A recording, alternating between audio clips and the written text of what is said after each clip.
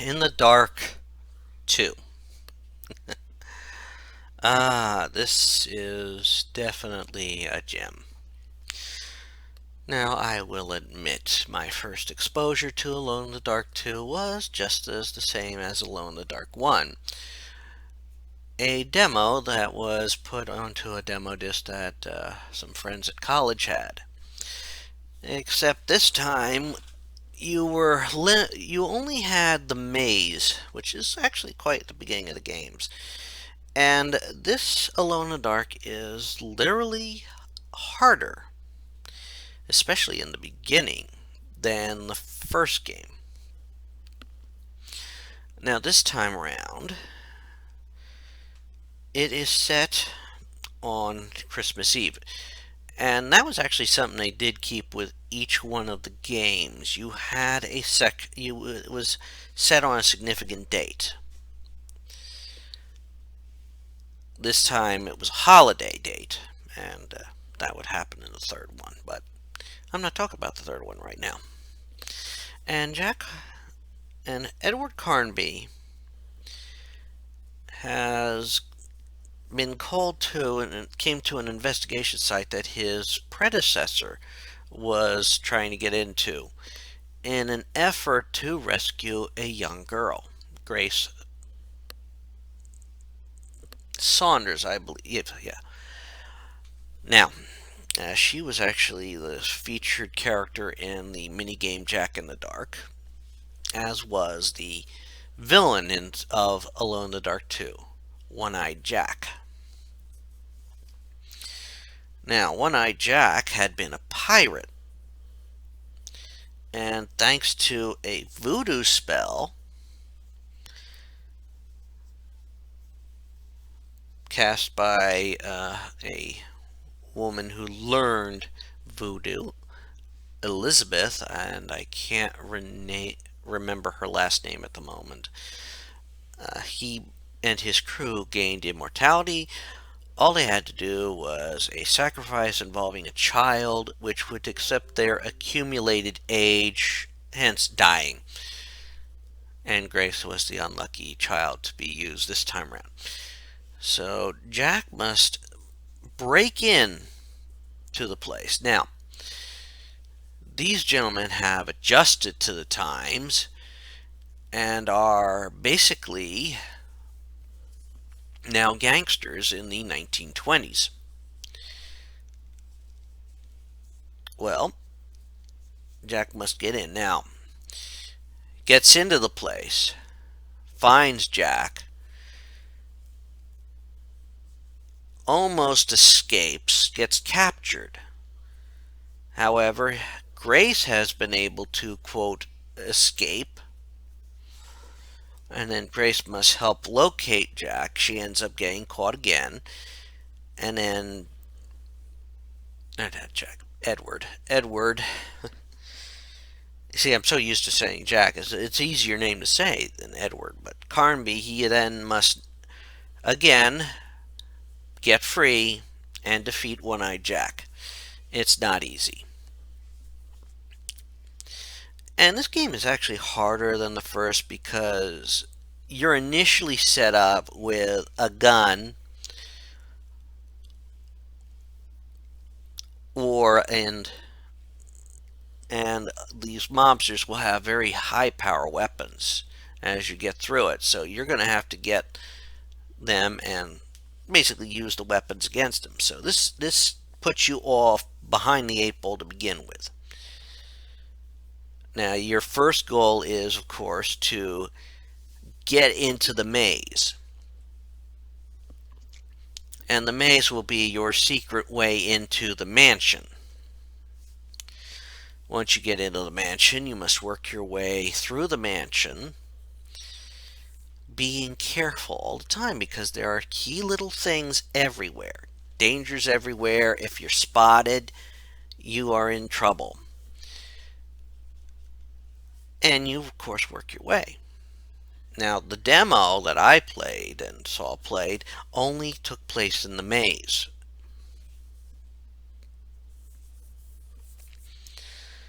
a maze which had some certain haunted features. I mean, you turn one corner and you see a face come out of the hedges. It has some lashing limbs and some foes that can be not be harmed in any way except to do a certain thing. Now, some of these, and this was also a step forward for the graphics of the time, because some of these characters were a lot more complex than the ones in the preceding game. In fact, the one pirate character who had a very flashy coat, he had like so many parts in him because each section was a different color. He was one of the most complex polygonal figures that has ever been seen. I think the only closest rival it had was the rats in Tomb Raider, which had apparently more polygons than Laura did. But I digress. It was a wonderful use, and there is some very good backstory. And it was the only Alone in the Dark game of the original trilogy that got ported to other systems. I think it came out on the Dreamcast, maybe the failed CDI, or I don't recall exactly what systems were out. It was like when these systems were coming out that first used discs instead of cartridges, there was not a lot to work with. And some companies decided to take the task of taking the computer titles that they released and bringing them to the home systems.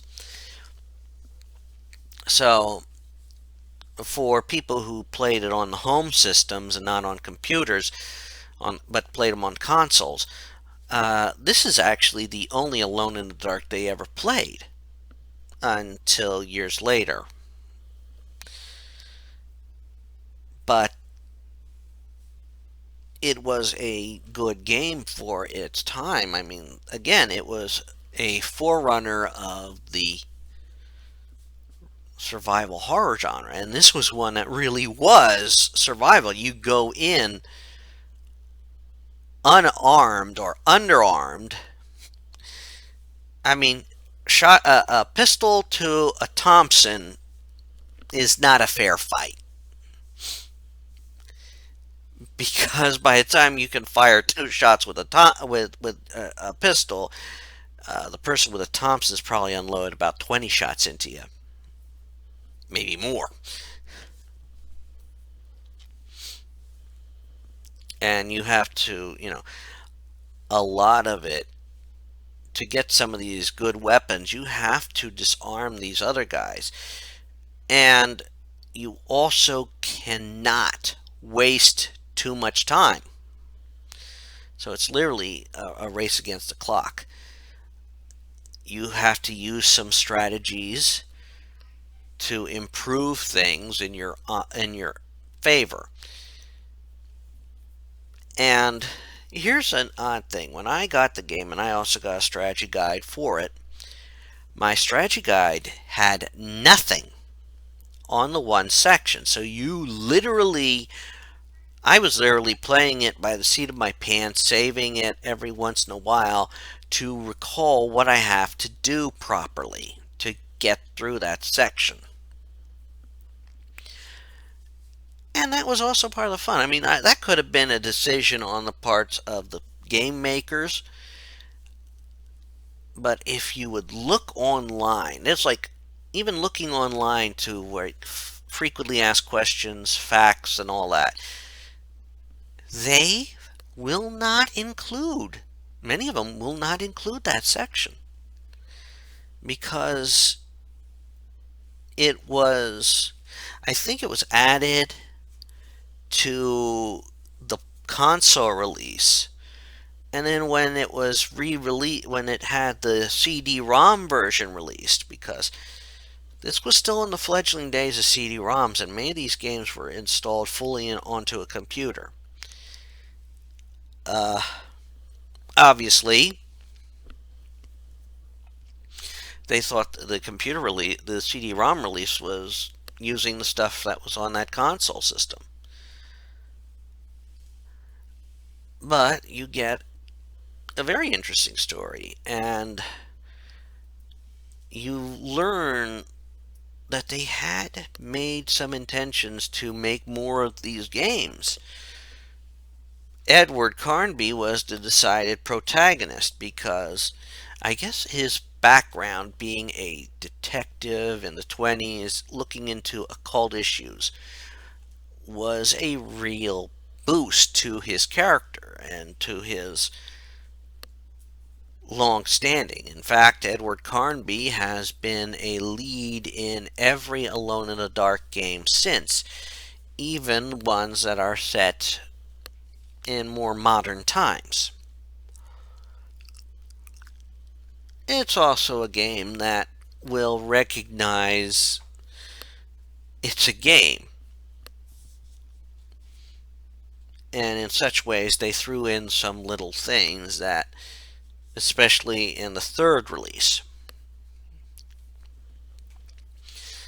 But it's a game that is tricky at times. It's very well done, and it's one I do again recommend people playing. Now, if you are wondering, you could pick this up on Steam. You could pick it up at GOG. That's actually where I got it. And I do recommend you play through these games and play every one of them because each one works with elements that in this one you had to do a little bit more. This was the first game in which you literally had to play another character in two little segue sessions sections, which you have to carefully work your way through. And even then, most strategy guides don't even give you the one section. There is a lot that can be deduced. And it's also a game like other survival horrors. It's trial and error. You only have 6 save slots, so you'll probably end up writing over some as you work your way through. But don't get discouraged if you play this game. When you play this game, it repeats a trend that they had in other games in the previous game because it was the forerunner, one of the forerunners. Your characters were 3D, but your backgrounds, everything around them was a two-dimensional painting. So it was designed to work on that. So again, you should spot things that you can interact with easily. Or at least that you move, open, do something with. Something you have to pick up. It's obviously in 3 dimensions. But that doesn't mean you can assume that, of course. It's a tougher game in the aspect that you have enemies that can use weapons like you do, and they tend to be a little bit more powered. So you have to use your brains, different survival methods, some trickery. You can actually make your way, do something before somebody becomes a problem. Of course, you'll have to fight them again later if you don't play your cards right. And it's a game that has one design in it. It is impossible to reach a point in a game where you will become, quote, soft lock, that you cannot complete it. In order to do one thing, you have to complete all the tasks that are supposed to be done before that. So this was either a jump ahead or reminiscent of old school games in which if you forgot something and moved on to another area, you were literally screwed. You were going to lose the game. But it's a fun journey, and it's a fun game to play. I do recommend you getting it. I do recommend you playing it. It may look dated compared to the games of today, but it's a classic, and part of it you play for the story. Now, the more recent Alone in the Dark releases are not highly regarded, so you go with these if you want what the original experience was supposed to be. Alright, that's what they aim for.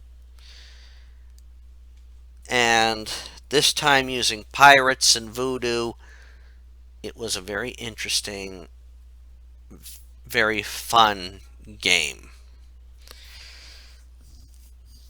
And again, I recommend you pick it up. And when I talk about the last of the trilogy, you will see that that last one really does help to link them all together. However, this is all I'm going to say about Alone in the Dark 2.